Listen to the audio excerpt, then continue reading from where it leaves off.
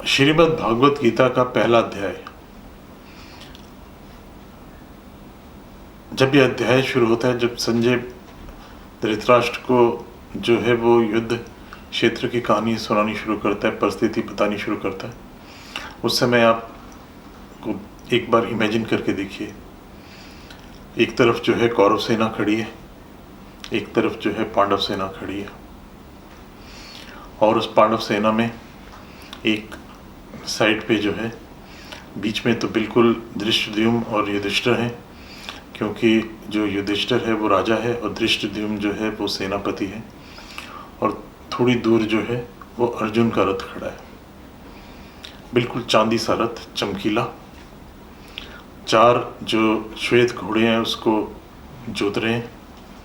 स्वयं श्री कृष्ण जो है सारथी के रूप में बैठे हैं, और चांदी का सा कवच पहना हुआ अर्जुन जो है वो हाथ में धनुष्मान लेके युद्ध के लिए तैयार खड़ा है। ऊपर जो है कपिध्वज लगा हुआ है रथ के, और रथ जो है वो चारों दिशाओं से सूरज की किरणों से चमक रहा है बिल्कुल। इस परिस्थिति में जो है वो दुर्योधन जो है वो अपने गुरु द्रोणाचार्य के पास जाता है और उन्हें बताता है कि देखिए सामने जो युद्ध स्थल में सब लोग खड़े हैं वो कौन कौन हैं, उनका विवरण देता है। वो अर्जुन का, भीम का, महारथी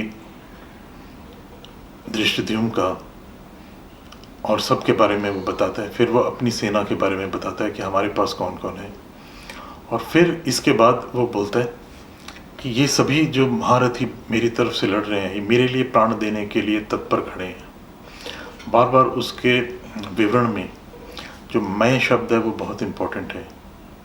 बार बार ये बताता है वो कि ये जो सारी सेना खड़ी है मेरे लिए प्राण देने को तैयार है। उसके बाद जो सभी लोग अपने अपने शंख बजाते हैं। जो श्री कृष्ण हैं वो पांचजन्य नाम का शंख बजाते हैं, नगाड़े बजते हैं, शंख बजते हैं दोनों तरफ से। जब ये ध्वनि होती है, एक कोलाहल होता है, एक बहुत बड़ी ध्वनि होती है युद्ध स्थल पे, तो जो दुर्योधन है उसका दिल कहीं ना कहीं कांप जाता है। जो व्यक्ति गलत होता है, चाहे वो कितना भी शक्तिशाली हो, चाहे कितनी भी उसके पास बड़ी फौज खड़ी हो, बड़ी ताकतें हों, कहीं ना कहीं उसके अंदर उसे पता होता है कि मैं जो हूँ वो गलत चल रहा हूँ, मैं धर्म के साथ नहीं हूँ। उस कारण से उसके अंदर से जो उसकी आत्मा है उसको हमेशा कचोटती है। उसके कारण वो जानता है कि मैं चाहे जितने मर्जी आसपास मेरी चीज़ें हों, मैं कमज़ोर हूँ। तो वही चीज़ जो है वो दुर्योधन के चेहरे पे उस समय नज़र आती है। उसको देख के जो भीष्म पितामह हैं वो अपने शंख का नाद करते हैं, कुछ ऐसा शंखनाद जो कि बिल्कुल सही गर्जना की तरह होता है।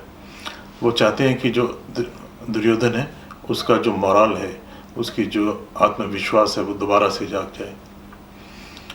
इस परिस्थिति को देखते हुए जो अर्जुन है वो श्री कृष्ण से बोलता है कि हे कृष्ण, मेरा रथ जो है वो दोनों सेनाओं के बीच में ले चलो। तो जो श्री कृष्ण है वो दोनों सेनाओं के बीच में उस रथ को ले जाते हैं। जो अर्जुन है वो सोचने वाला व्यक्ति है, वो सिर्फ दम्भी व्यक्ति नहीं है। अभी क्या वो महारथी है, उसमें अकेले में ऐसी क्षमता है कि वो पूरी कौरव सेना को हटा सकता है, उसको ध्वस्त कर सकता है, लेकिन उसमें दम्भ नहीं है। उसमें जो है करुणा है, अंदर जो है सोच है उसके। वो अपने सब सगे संबंधियों को सामने युद्ध स्थल में देख के अपना धनुष बाण साइड पे रख देता है और श्री कृष्ण को बोलता है, हे केशव, इन सब को मार के अगर मुझे तीनों लोगों का तो क्या स्वर्ग का भी अगर राज्य मिलता हो तो मेरा उसमें कोई जो है इंटरेस्ट नहीं है, कोई मेरी उसमें इच्छा नहीं है, तो मैं तो ये युद्ध नहीं लड़ना चाहता।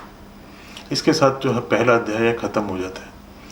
लेकिन ये परिस्थिति एक बहुत सोचनीय परिस्थिति जो है वो खड़ी कर देती है सभी के लिए कि अर्जुन जो है वो एक युद्ध स्थल में खड़ा है और वो जानता है कि जो दोनों तरफ जो व्यक्ति हैं वो एक तरफ जो उसके दुश्मन है वो जानते हैं कि अर्जुन के दम पे ही पूरी की पूरी पांडव सेना जो है वो खड़ी हो पाएगी, क्योंकि उसमें दो ही बड़े योद्धा हैं, एक अर्जुन और एक भीम। और सब लोग उसके विश्वास पे जो है वो इस युद्ध को लड़ने आए हैं, लेकिन अर्जुन जो है उसकी ममता, उसका मोह जो है अपने सगे संबंधियों के लिए जागता है और वो अपने धनुष बाण को उठा के साइड पे रख देता है। इसके साथ ही जो है पहला अध्याय जो है भगवत गीता का वो समाप्त हो जाता है।